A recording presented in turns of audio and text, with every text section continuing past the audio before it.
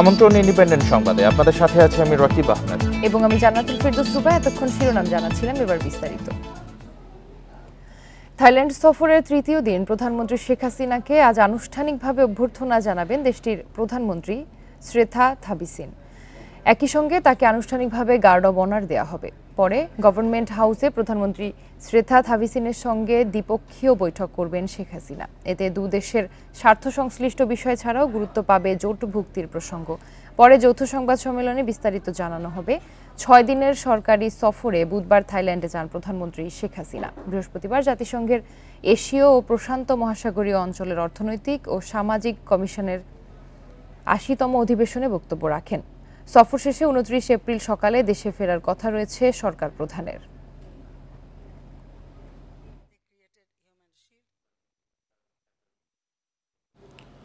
দলের সিদ্ধান্ত ভেঙে উপজেলার ভোটে থাকা 64 নেতাকে কারণ দর্শানোর নোটিশ দিয়েছে বিএনপি।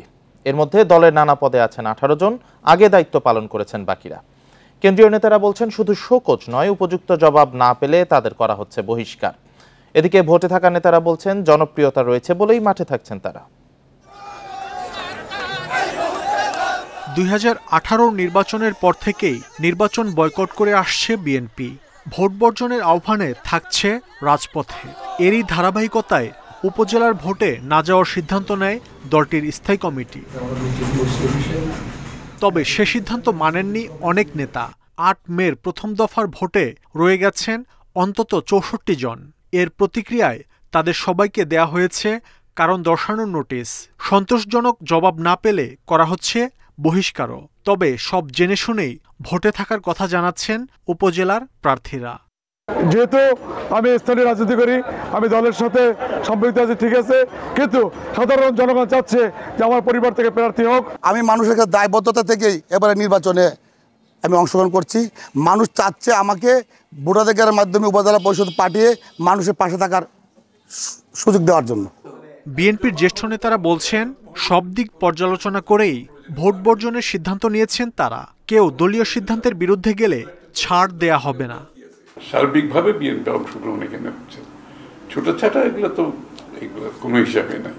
যারা জেনে শুনে যেখানে নির্বাচন ব্যবস্থায় নাই, তো এরা কি আদৌ কোনো রাজনৈতিক ব্যক্তিত্ব কিনা, এটাও নিয়ে তো প্রশ্ন আসতে পারে। নির্বাচনে অংশগ্রহণ করে যদিও 2-1 জয়লাভ করে চলে আসতে পারে ফাইট করে, পরে তো এরা দলে থাকে না, এরা সরকারের দলে হয়ে যায়, সরকারের অনুগত হয়ে যায়।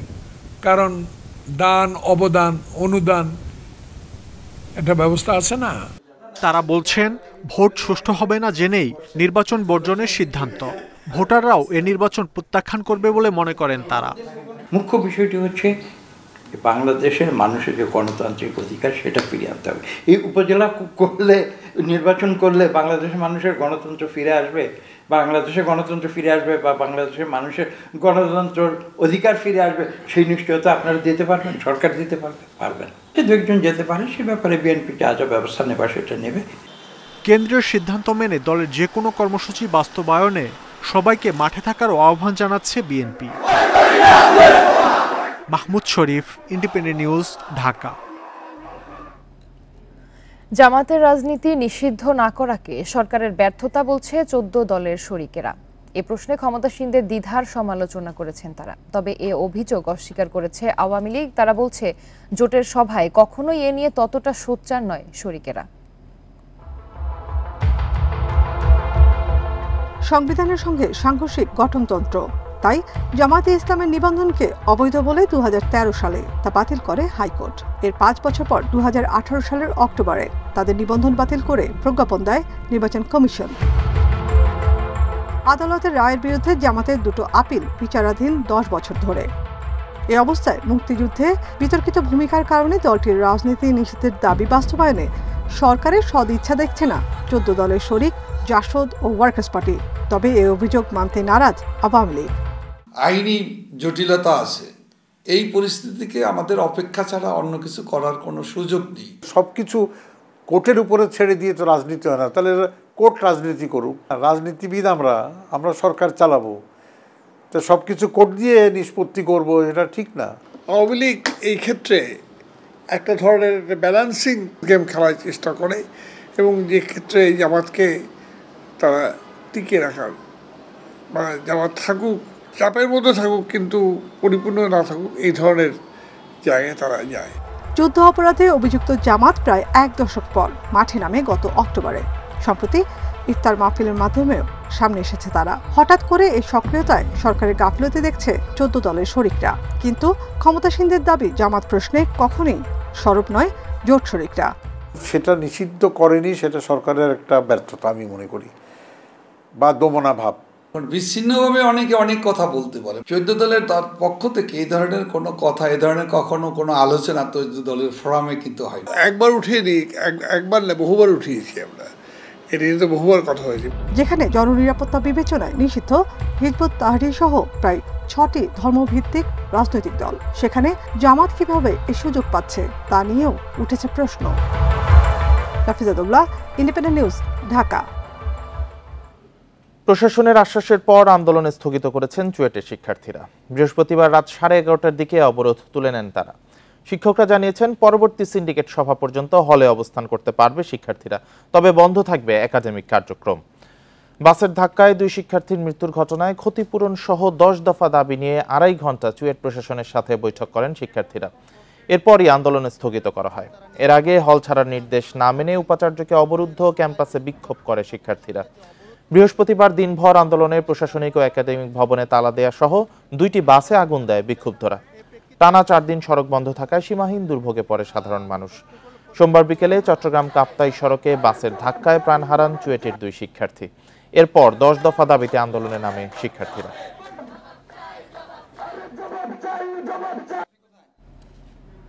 ইন্টারন্যাশনাল লিজিং থেকে 103 কোটি টাকা আত্মসাতের মামলায় পিকে হালদারের বিরুদ্ধে আদালতে প্রথম চার্জশিট দিতে যাচ্ছে দুদক। তাকে ভারত থেকে এবছরই দেশে ফেরাতেও আশাবাদী তারা। পিকে হালদারের বিরুদ্ধে অবৈধ সম্পদ অর্জন, অর্থ আত্মসাৎ, পাচার সহ নানা অভিযোগে 34টি মামলা রয়েছে। 2009 সাল থেকে 2019 সাল পর্যন্ত দেশের আর্থিক খাতে আত্মীয় স্বজনদের নিয়ে বিশাল চক্র গড়ে তোলেন পিকে হালদার। অভিযোগ আছে এই সময়ের মধ্যে পিকে হালদারের নেতৃত্বে এই চক্র দেশের 4টি আর্থিক প্রতিষ্ঠান থেকে প্রায় 10,000 কোটি টাকা আত্মসাৎ করে। 2019 সালে সরকারের দুর্নীতি বিরোধী শুদ্ধি অভিযান শুরু হলে দেশ ছাড়েন পিকে হালদার। কয়েকটি দেশ ঘুরে পিকে হালদার ভারতের কলকাতায় শিবশঙ্কর হালদার নামে বসবাস করতে শুরু করেন বলে জানা যায়। সে দেশের ভুয়া নাগরিকত্ব নিয়ে পশ্চিমবঙ্গ সহ বিভিন্ন অঞ্চলে বেশ কিছু ব্যবসা প্রতিষ্ঠান খোলেন ও 2 ডজনের বেশি বিলাসবহুল বাড়ি গড়ে তোলেন। এছাড়া বিভিন্ন জায়গায় কেনেন বিপুল পরিমাণ জমিজমা। এবার প্রথমবারের মতো তার বিরুদ্ধে ইন্টারন্যাশনাল লিজিং থেকে 103 কোটি টাকা আত্মসাতের মামলায় আদালতে অভিযোগপত্র জমা দিতে যাচ্ছে দুদক। জালিয়াতির মাধ্যমে প্রাপ্ত অর্থ যে মালিকানা তিনি অর্জন করেছেন, তার কারণে কিন্তু তিনি খুব সহজেই অন্য প্রভাবশালীদের সাথে যোগ সাজসে তার অবস্থানটাকে সুদৃঢ় করে ফেলতে পেরেছিলেন। এখনো পারবেন, যদিও তিনি ভারতে আটক আছেন। সেই কারণে এক অর্থে এইটুকু আমি বলতে পারি যে তাকে যদি ভারত থেকে বাংলাদেশে ফিরে আনা হয়, সেটা তার জন্য বরং সাপেক্ষর হবে। দুদকের আইনজীবীর ধারণা, ভারতে পিকে হালদারের বিরুদ্ধে মামলার বিচার কাজ এই বছরই শেষ হয়ে যাবে। তাই তিনি আশা করছেন বন্দি বিনিময় চুক্তিতে পিকে হালদারকে এই বছরই দেশে ফিরিয়ে আনা সম্ভব হবে। ভারতের বিশেষ আদালতে পিকে হালদারের ট্রায়াল চলছে, ওটা শেষ পর্যায়ে। যদি ওনারা আমাদের দেশের আদালতের রায়টা পেয়ে যায়, তাহলে আমার মনে হয় 5-6 মাসের বেশি লাগার কথা না। সর্বশেষ এটা যেটা আমার জানা আছে।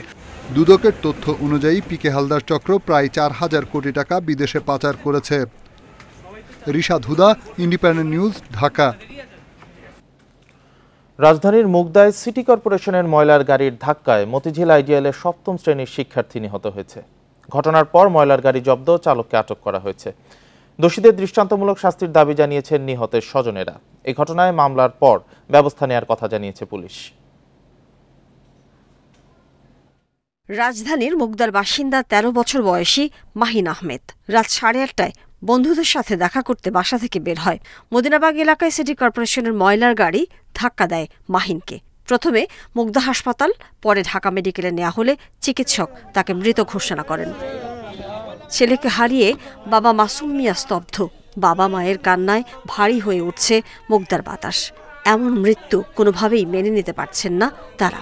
আমার ছেলে তো বলে গেছে, আম্মু আমি কাকা গো বাসায় যাবো আজকে আইতাম না কালকে সকালে আমি গেলে বাবা তুই যাইস না বাবা যাইস না আবু তুমি যাও না পরে যাও আমার 3 সপ্তাহ ধরে আমার বাসায় ঘুমাইতেছিল 3 সপ্তাহ ধরে আমি কোন যাও না সকালে যাও আমার বাসায় 3 সপ্তাহ ধরে আমার বাকি না আমি যাইতেছি খেলাধুলা করে কাকা গো বাসায় যাবো মাহিনকে হারিয়ে কান্নায় ভেঙে পড়েছেন বড় ভাই মাহফুজও। ভাইয়ের আবদার মেটাতে না পেরে দিশেহারা তিনিও। ঘাতক চালকের দৃষ্টান্তমূলক শাস্তির দাবি জানিয়েছেন স্বজনরা। ঘটনা ঘটেছে হচ্ছে রাত্রে 9টার দিকে। এখানে হচ্ছে আপনার মানে সিটি কর্পোরেশনের যে গাড়িগুলো আসে প্রায় রাতের বেলা কিংবা যখন আসে এরা আসলে নেশাগ্রস্ত কিংবা অন্য থাকে, মানে উশৃঙ্খলভাবে চলাফেরা করে গাড়ি চালায়। এদিকে ঘটনার পর গাড়ি জব্দ এবং চালককে আটক করা হয়েছে। মৃত্যুর প্রাথমিকভাবে বোঝা যাচ্ছে যে মৃত্যুর সিমটম দেখে হয়তো গাড়ির বাম্পারের সাথে বাড়ি খেয়ে রাস্তায় পড়ে যায়, বুকে আঘাত থেকে মারা গেছে। ঢাকা দক্ষিণ সিটি কর্পোরেশনের গাড়ি, আমরা চালককে গ্রেপ্তার করছি। এখন চালকের ড্রাইভিং লাইসেন্স যাচাই বাছাই করে বোঝা যাবে সে কি প্রকৃত ড্রাইভার না হেল্পার। মাহিনের পরিবার এবং প্রত্যক্ষদর্শীদের দাবি চালক নেশাগ্রস্ত ছিলেন, যার কারণেই এই দুর্ঘটনা। Mahmuda Moumita, independent news. আদর্শ শহরে যতটা জলাশয় আর সবুজের সমারোহ থাকা প্রয়োজন তার অর্ধেকও নেই রাজধানী ঢাকায়। অপরিকল্পিত নগরায়নের ফলে বাধা পাচ্ছে বাতাসের চলাচল। অন্যদিকে মাত্রাতিরিক্ত এসির ব্যবহার বাতাসকে করছে উত্তপ্ত। নগর পরিকল্পনাবিদদের মতে বাড়ির জমির 1/3 জায়গায় করতে হবে বৃক্ষরোপণ। তীব্র তাপপ্রবাহে একটু পানির জন্য ছোটাছুটি, পর্যাপ্ত জলাশয় না থাকায় এই পানি যেন ভরসা। শুধু মানুষ নয়, তপ্ত আবহাওয়ার ভুক্তভোগী পুরো জীবজগৎ। বাংলাদেশ ইনস্টিটিউট অফ প্ল্যানার্সের মতে একটি আদর্শ শহরে জলাশয় যেখানে থাকার কথা প্রায় 15%, সেখানে ঢাকায় রয়েছে মাত্র 5%। নগরায়ন ও কারখানা নির্মাণের কারণে গত 2 দশকে ভরাট হয়েছে অসংখ্য খালবিল, যা থাকলে কিছুটা শীতল থাকত তাপমাত্রা। নগরায়নের সাথে সাথে বেড়েছে এসির ব্যবহার, যা পরিবেশকে করছে আরও উত্তপ্ত, বলছেন আবহাওয়াবিদরা। একটা যে এসির আউটলেট যে ইউনিটটা আপনি ওই পাশে হেঁটে দেখেন অনেক তাপমাত্রা বৃদ্ধি করে, এবং এই এসিটা যদি না থাকতো মানুষের যদি কম ব্যবহার হতো কিন্তু তাপমাত্রা কিন্তু আপনার অনেক কম থাকতো। কিন্তু 2018 সালে চীনের সাংহাই বিশ্ববিদ্যালয়ের এক গবেষণা বলছে যেখানে থাকার কথা ছিল 25% গাছপালা, রাজধানী ঢাকায় তার 17% কম। অন্যদিকে বিভিন্ন জায়গায় ব্যক্তি ও সরকারি উদ্যোগে বৃক্ষরোপণ হলেও সেগুলোয় নেই যথেষ্ট গবেষণা, বলছেন বিশেষজ্ঞরা। গ্রিন করার জন্য বলা হয়েছে, তখন দেখা যাচ্ছে যে আকাশমণি, মেহগনি, দেবদারু, তারপরে ইউক্যালিপটাস ইত্যাদি বিদেশি গাছ দ্বারা জারুল ইত্যাদি দিয়ে ভরা দেওয়া হয়েছে। কিন্তু না, একটা দেশের গার্ডেন থাকবে সেই দেশের টোটাল ফ্লোরার রিপ্রেজেন্টেশন। নগর পরিকল্পনাবিদরা বলছেন কোনো ভবন নির্মাণের ক্ষেত্রে চারদিকে 30 থেকে 40% জায়গা ফাঁকা রাখা প্রয়োজন, যেখানে রোপণ করতে হবে দেশীয় গাছ। আদক সম্প্রতি কাঠা প্রতি কয়টা গাছ লাগাতে হবে এই ধরনের নির্দেশনা দিয়েছে, কিন্তু যদি খোলা জায়গা না থাকে আপনি গাছ লাগাবেনটা কোথায়? এই জন্য অবশ্যই আদর্শ সারা বাংলাদেশের যত ধরনের উন্নয়ন কর্তৃপক্ষ সিটি কর্পোরেশন আছে তারা যেন বাধ্য করে প্রতিটা ভবন যেটা যে আয়তনের হোক তার আশেপাশে একটু খোলা জায়গা রাখতে হবে এবং সেখানে সবুজায়ন করতে হবে। এদিকে এসির ব্যবহার নিয়ন্ত্রণে রাখার তাগিদও বিশেষজ্ঞদের। পরামর্শ, বদ্ধ স্থানে এসির আউটডোর না বসানোর। ইকরামুল কবির, ইন্ডিপেন্ডেন্ট নিউজ, ঢাকা। তীব্র দাবদাহে পুড়ছে দেশ। তপ্ত সূর্য আর ভ্যাপসা গরমে অতিষ্ঠ জনজীবন। সবচেয়ে বেশি বিপাকে খেতে খাওয়া মানুষ। তাপের কারণে কাজ করতে পারছেন না ঠিক মতো। ভোগান্তির পাশাপাশি আয় নেমেছে অর্ধেকে, সংসারে দেখা দিয়েছে অনটন। আবহাওয়া অফিস বলছে মাস জুড়ে চলতে পারে এমন পরিস্থিতি। মাথার উপর সূর্য অসহ্য ঠেকছে বাবুলের কাছে। রাজধানীর ফার্মগেট এলাকায় প্রায় 9 বছর ধরে রিকশা চালান তিনি। এমন দাবদাহ দেখেননি কোনোদিন। তপ্ত রোদের মধ্যেও ওষ্ঠাগত প্রাণে রাস্তায় নেমেছেন পেটের দায়ে। বাবুলের মতো অবস্থা অনেকেরই। বাধ্য হয়ে গরমেও রিকশা চালাতে হচ্ছে তাদের। গাড়ি চালান জানা, এই গরমে কাবে কি সংসার কিভাবে চলবে তা বাবা জানে। আগে 500-700 আর এখন 200-300-400-500। রাজধানীর হাতিরঝিল রিকশা রেখে ছায়ায় বিশ্রাম নিচ্ছেন আরমান মিয়া। মধুবাগের বাসিন্দা আরমান 25 বছরেও দেখেননি এমন তাপপ্রবাহ। তার সাথে বিশ্রামের সঙ্গী আরো কয়েকজন। মনে হচ্ছে রোদের আগুন মুখে পুড়ে চলে যাচ্ছে এরকম, আর নিঃশ্বাস বন্ধ আসতেছে, এমন অবস্থা লাগছে। ভ্যাপসা গরমে অতিষ্ঠ শ্রমজীবী মানুষ। অনেকেই কাজে যেতে পারছেন না, আয় নেমেছে অর্ধেকে, চলছে না সংসারও। চালাইতেছে এখন তো এইভাবে তো নিজের নাম আছে তো সংসার বসবো না।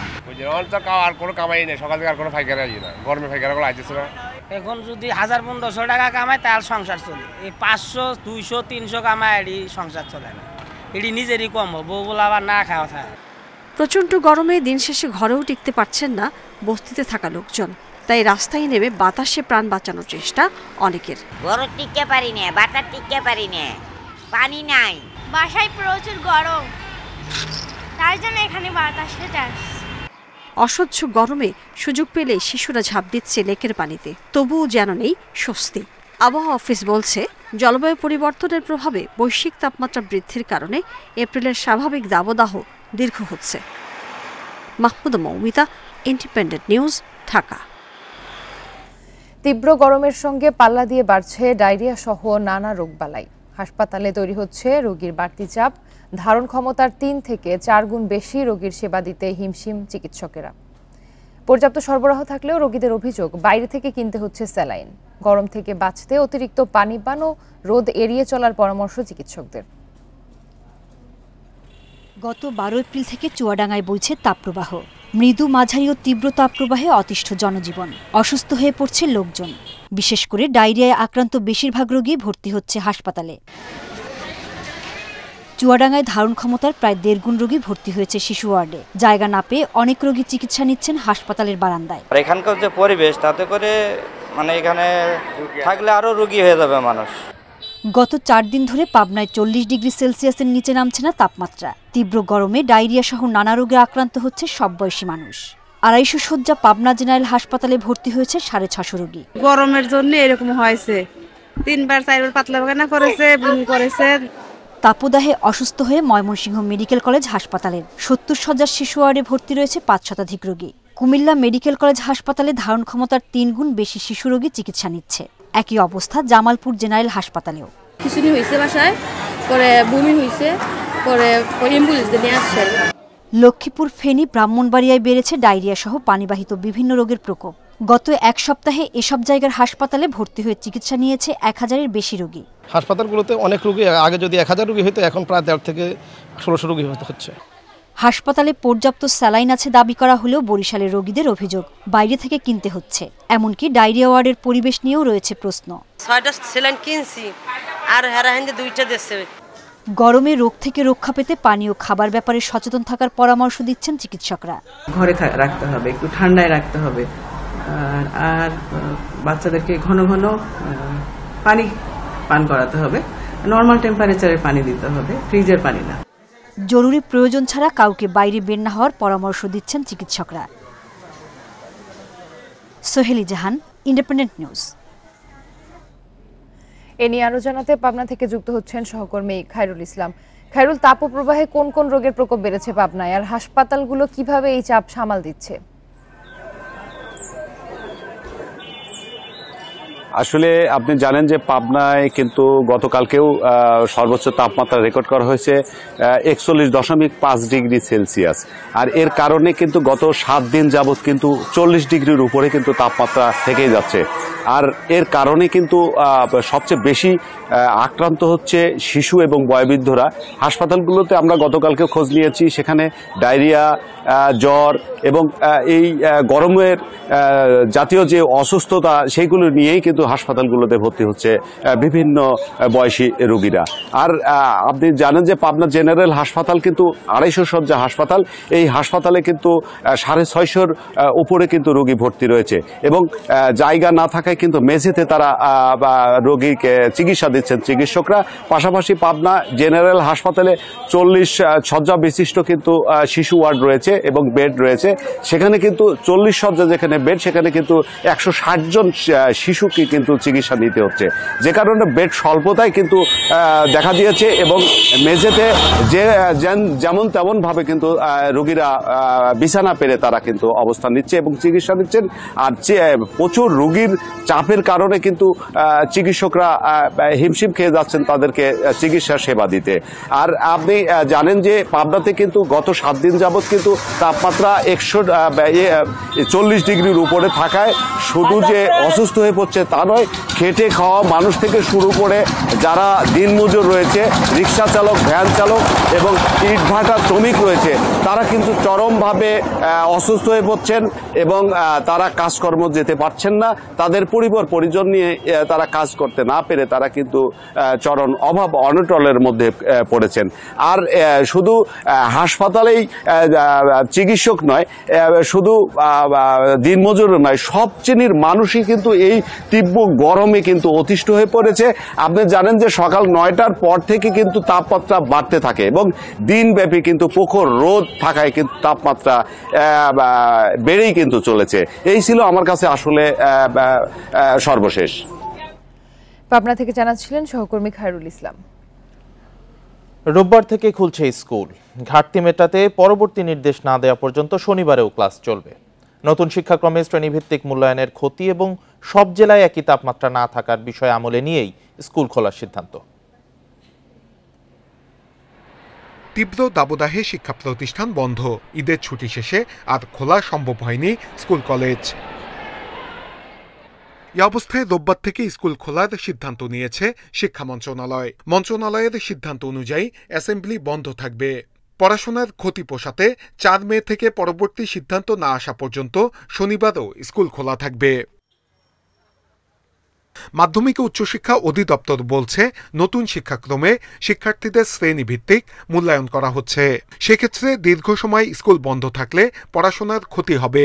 এ অবস্থায় স্কুল খোলা হলে পর্যাপ্ত পানি রাখা, প্রয়োজন ছাড়া শিক্ষার্থীদের বাইরে বের না হওয়া সহ বেশ কিছু নির্দেশনা দেয়া হবে।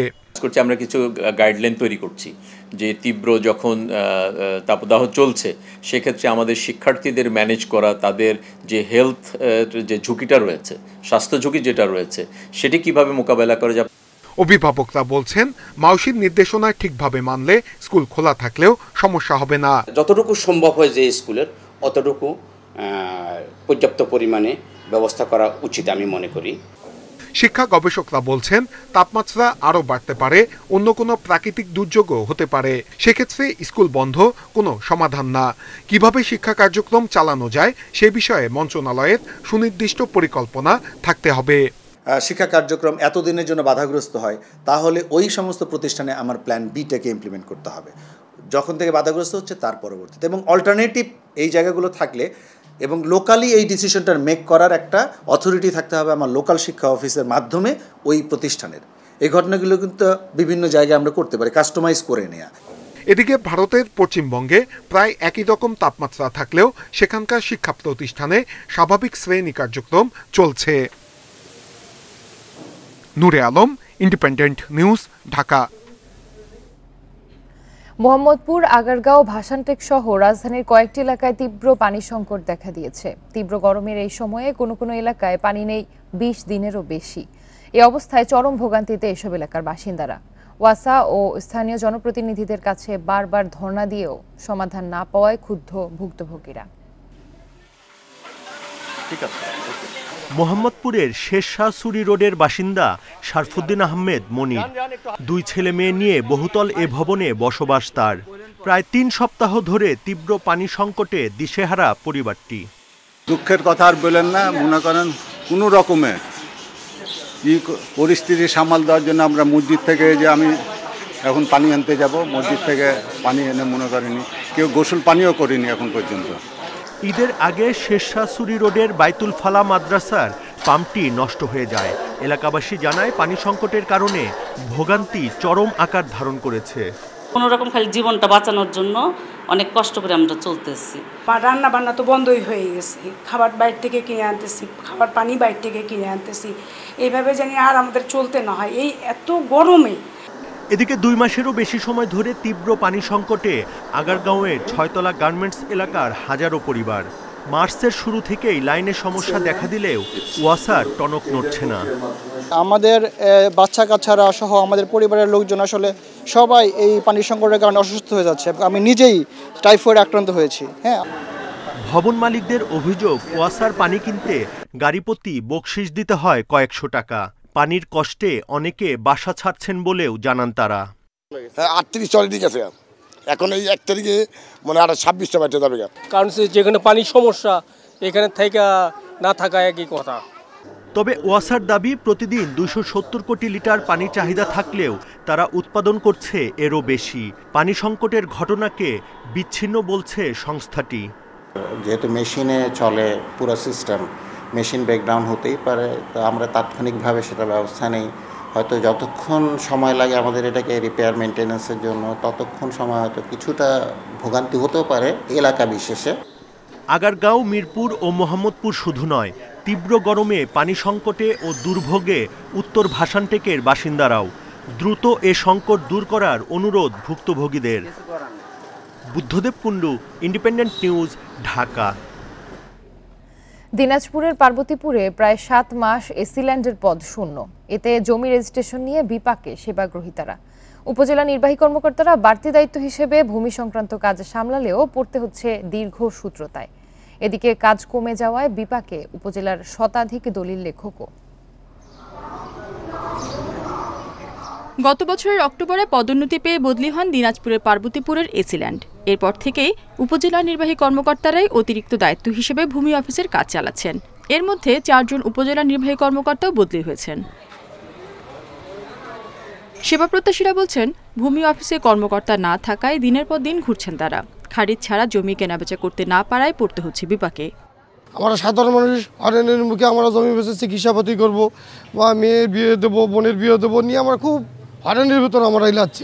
আমি খাজনা খাজ করতে পারতেছি না, 3 মাস ধরে ঘুরতেছি, মায়ের চিকিৎসাও করতে পারতেছি না। ভূমি অফিসের তথ্য অনুযায়ী পার্বতীপুরে 2022 সালে 9,586টি দলিল রেজিস্ট্রি হয়েছে। তবে পরের বছর জমি রেজিস্ট্রি প্রায় 2,000 কমে দাঁড়িয়েছে 7,705টিতে। এদিকে জমি রেজিস্ট্রেশন কমে যাওয়ায় আয় কমেছে দলিল লেখকদেরও। প্রায় শুনি বদলি হয়ে গেছে, আসতেও আবার 2-4 মাস সময় লাগে। এই যে গ্যাপ পড়ে যায়, এই গ্যাপের মধ্যে অনেক সাধারণ মানুষ ভোগান্তির মধ্যে পড়ে যায়। 100 দলিল লেখক আছে এখানে লাইসেন্সধারী, তাদের পরিবার এখানে প্রায় অচল অবস্থার মধ্যে দিন কাটাচ্ছে। তবে দ্রুত এসিল্যান্ড নিয়োগের আশ্বাস দিয়েছে জেলা প্রশাসন। একজন নিয়মিত সহকারী কমিশনার ভূমি প্রদান হয়েছে। আমরা আশা করি অচিরেই ভূমি সংক্রান্ত সেবায় আরও গতিশীলতা ফিরে আসবে। পার্বতীপুরে এবছরের প্রথম 3 মাসে নামজারি হয়েছে 1,604টি জমির। Independent news. নিষেধাজ্ঞা সত্ত্বেও মানিকগঞ্জ পৌরসভায় একের পর এক বসানো হচ্ছে গভীর নলকূপ। স্থানীয়রা বলছেন, বেশ কিছুদিন ধরে পানির সংকট দেখা দেওয়ায় এ প্রবণতা বেড়েছে। এদিকে বারবার নিষেধ অমান্য করায় জরিমানার ব্যবস্থার পাশাপাশি কমিটি গঠন করা হবে, জানালেন পৌর মেয়র।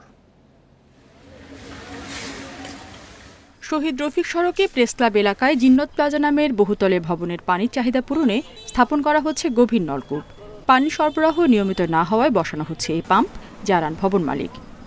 পৌরসভা বাধা দিবে কেন?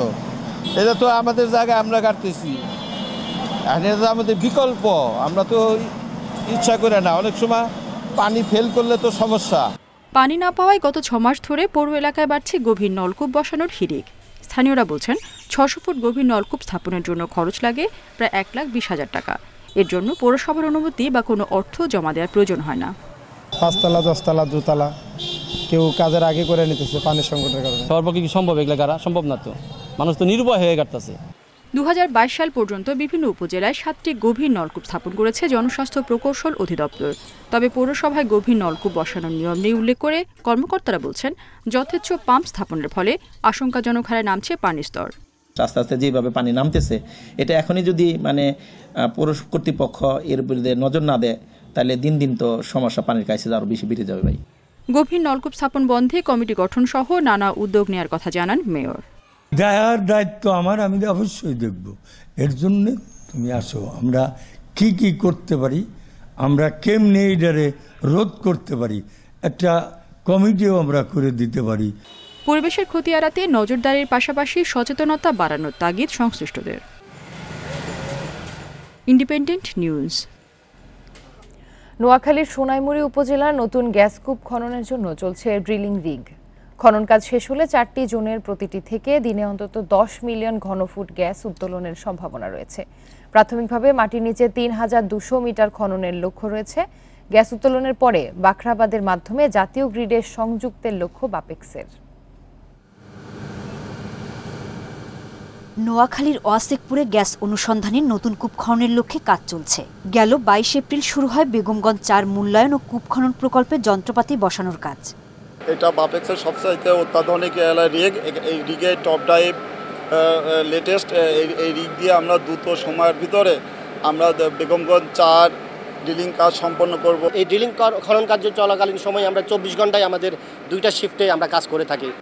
কূপ খনন কাজের লক্ষ্য 120 দিন হলেও 90 দিনের মধ্যে শেষ করতে চায় বাপেক্স। ইনশাল্লাহ আমরা আশাবাদী এখানে গ্যাস পাবো। 120 দিন আমাদের টার্গেট ড্রিলিংয়ের, আমরা 120 দিন নিব না, ইনশাল্লাহ আমরা 90 দিনের মধ্যে ড্রিলিং কাজ শেষ করে ডিএসটি করে টেস্টিং করে ভালো একটা রেজাল্ট আশা করি আমরা জাতিকে দিতে পারব। প্রকল্প পরিচালক জানান গ্যাস কূপে 3200 মিটার পর্যন্ত খনন করা হবে। 4টি জোনে গ্যাসের সম্ভাব্যতা রয়েছে। খনন শেষে গ্যাস মিললে প্রতিদিন অন্তত 10 মিলিয়ন ঘনফুট গ্যাস জাতীয় গ্রিডে যুক্ত হওয়ার আশা কর্মকর্তাদের। আমাদের কর্মকর্তা কর্মচারীরা নিরলসভাবে কাজ করে 18 দিনের মধ্যে এই রিগের যাবতীয় মালামাল সরঞ্জামাদি নিয়ে এসে সংযোজন শেষে আপনার রিগ আপ করেছি আমরা। জ্বালানি সংকট নিরসনে 2025 সালের মধ্যে 46টি নতুন কূপ অনুসন্ধানের লক্ষ্যমাত্রা নির্ধারণ করেছে সরকার। Independent news. Unsecured zero coupon বন্ডের সাবস্ক্রিপশন শুরু করার ঘোষণা দিয়েছে বেক্সিমকো। রোববার থেকে শুরু হয়ে 15ই মে পর্যন্ত চলবে প্রথম ধাপ। বৃহস্পতিবার এক সংবাদ বিজ্ঞপ্তিতে এই তথ্য জানানো হয়। বলা হয় এই বন্ডের লক্ষ্য বাজার থেকে 1500 কোটি টাকা সংগ্রহ করা। এর মধ্যে 1000 কোটি টাকা ঋণ দেওয়া হবে গাজীপুরের শ্রীপুরে মায়ানগর প্রকল্পের উন্নয়নে। বাকি টাকা ব্যয় হবে বেক্সিমকোর বিদ্যমান ব্যাংক ঋণ পরিশোধে। গেল 3 এপ্রিল বেক্সিমকোকে এই বন্ড ইস্যু করার অনুমোদন দেয় বিএসইসি। বন্ড সাবস্ক্রিপশনে বিনিয়োগের নিম্নসীমা নির্ধারণ করা হয়েছে 50,000 টাকা, তবে সর্বোচ্চ কোনো সীমা নেই। ফলে সব ধরনের বিনিয়োগকারীরাই এর সুবিধা পাবেন।